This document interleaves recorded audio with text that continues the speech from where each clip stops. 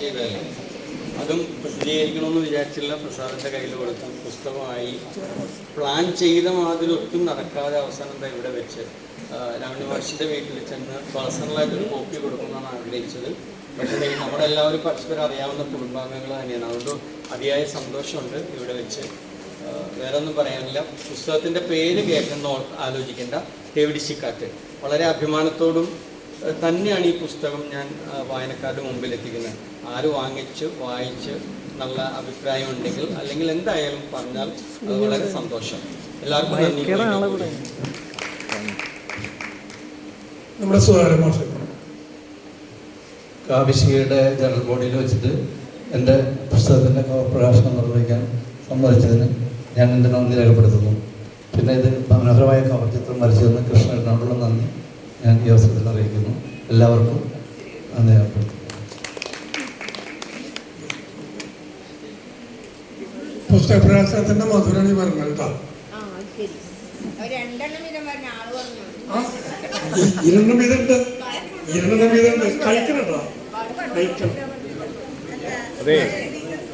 നമ്മളെ ക്ഷമിക്ക് വരും. നമ്മളെ എല്ലാവർക്കും ഉണ്ട്. ക്ഷമിക്കും.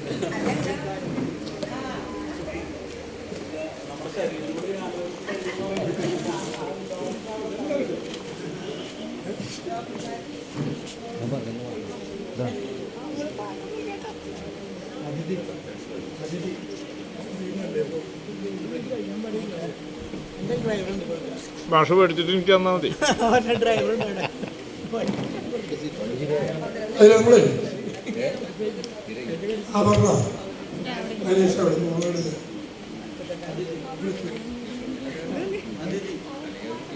എന്ത് കൊടുക്കാനോ ഇടുക.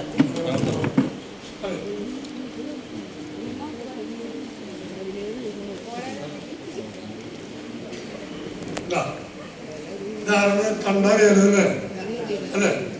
അതിഥി അവിടെ പാട്ട് പാടും.